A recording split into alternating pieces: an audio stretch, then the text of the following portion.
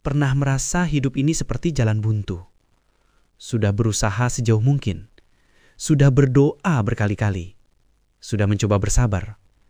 Tapi rasanya hidup justru makin sempit. Hati makin berat. Pikiran makin gelap. Bukan karena Allah tidak mendengar. Bukan karena doa tidak sampai. Tapi bisa jadi Allah sedang membawa kita ke satu fase yang sangat mirip dengan fase hidup Nabi Yunus alaihi salam. Fase di mana semua pintu tertutup. Fase di mana logika tidak lagi bekerja. Fase di mana manusia benar-benar sadar betapa lemahnya dirinya. Dan justru dari fase itulah lahir sebuah doa. Doa yang tidak panjang. Doa yang tidak bertele-tele. Doa yang tidak penuh permintaan. Tapi doa yang mengguncang langit. Nabi Yunus adalah seorang nabi, seorang utusan Allah, seorang manusia pilihan. Beliau berdakwah kepada kaumnya, mengajak kepada tauhid, mengajak kepada kebenaran, mengajak kepada jalan yang lurus. Namun kaumnya menolak. Penolakan itu tidak lembut, tidak sopan, tidak beradab. Mereka mengejek, mereka membangkang, mereka menutup telinga dan hati. Hari demi hari berlalu, bulan demi bulan berlalu. Kesabaran Nabi Yunus terus diuji. Sampai akhirnya, di satu titik, kelelahan itu datang. Nabi Yunus pergi meninggalkan kaumnya, pergi sebelum datang izin dari Allah. Dan disitulah pelajaran besar dimulai. Bukan karena Nabi Yunus nabi yang buruk, bukan karena beliau durhaka, tapi karena beliau manusia, dan manusia bisa lelah. Beliau menaiki sebuah kapal. Kapal itu penuh. Laut bergelombang. Lalu terjadi undian. Undian siapa yang harus dilempar ke laut. Dan undian itu jatuh kepada Nabi Yunus. Beliau tidak lari, tidak membantah, tidak mencari alasan. Beliau menerima. Nabi Yunus dilempar ke laut. Dan di saat itulah Allah tidak menurunkan petir, tidak mengirim badai besar, tidak menghancurkan kapal. Allah mengirimkan seekor ikan besar, bukan untuk membunuh, bukan untuk menyiksa, tapi untuk mengasingkan. Nabi Yunus berada di dalam perut ikan, di dasar lautan, di tengah malam. 3 lapis kegelapan. Gelapnya malam, gelapnya laut, dan gelapnya perut ikan. Bayangkan itu.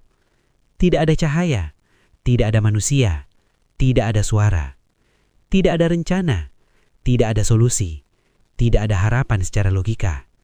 Semua yang biasa menjadi sandaran manusia, hilang. Yang tersisa hanya satu hal, kesadaran. Kesadaran bahwa manusia, sekuat apapun, sepintar apapun, akan sangat kecil tanpa Allah. Disitulah Nabi Yunus berdoa. Bukan doa panjang, bukan doa dengan bahasa indah, bukan doa dengan tuntutan. Doanya sangat singkat. La ilaha illa anta, subhanaka, inni kuntu minadz zalimin.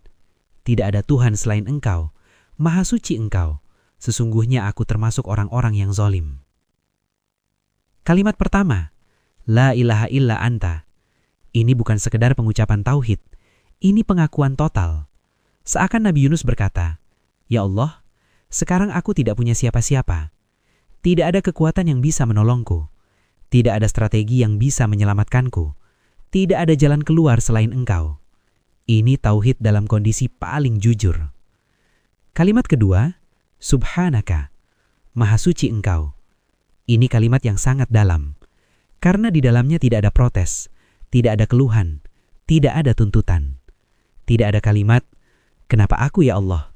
Kenapa harus aku? Tidak. Yang ada hanya pengakuan bahwa Allah Maha Suci dari kezaliman. Allah Maha Suci dari kesalahan. Artinya, apapun yang terjadi, bukan karena Allah salah. Kalimat ketiga, Inni kuntu minadz zalimin. Sesungguhnya aku termasuk orang-orang yang zalim. Bukan sekedar mengakui kesalahan, tapi mengakui bahwa aku telah menzalimi diriku sendiri. Ini puncak kejujuran seorang hamba.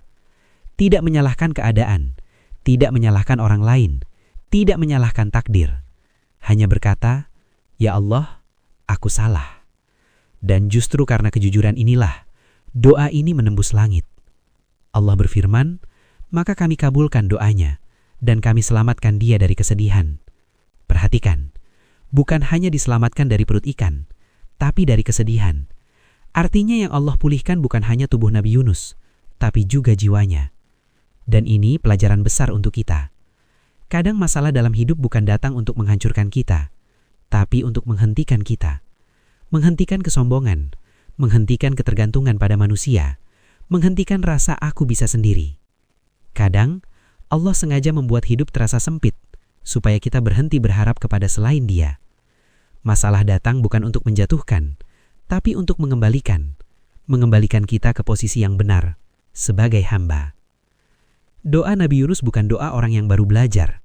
Ini doa orang yang sudah capek, sudah lelah, sudah kehabisan alasan. Ini doa orang yang berkata, "Ya Allah, aku menyerah, tapi aku kembali." Doa ini cocok dibaca bukan hanya saat masalah besar, tapi juga saat hati terasa sempit tanpa sebab. Saat rizki terasa berat, saat doa terasa lama dikabulkan, saat ibadah terasa kering.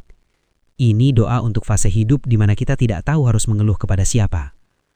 Namun, satu hal penting perlu kita pahami. Doa Nabi Yunus bukan mantra instan. Ia bukan jaminan hidup langsung mulus. Tapi doa ini membersihkan hati, meluruskan niat, menghancurkan ego, dan menguatkan tauhid. Dan ketika tauhid kuat, pertolongan Allah datang dengan cara yang kita tidak sangka. Kalau hari ini hidupmu terasa gelap, mungkin bukan karena Allah meninggalkanmu, tapi karena Allah ingin mendengarmu berdoa dengan jujur. Bukan dengan tuntutan, bukan dengan ancaman, bukan dengan pembelaan diri, tapi dengan hati yang tunduk. Kalau doa ini pernah menemanimu di masa paling berat hidupmu, tulis di kolom komentar. Dan kalau hari ini kamu sedang berada di fase gelap, cukup tulis satu kata saja, Bismillah. Semoga Allah mengeluarkan kita dari kegelapan menuju cahaya. Amin.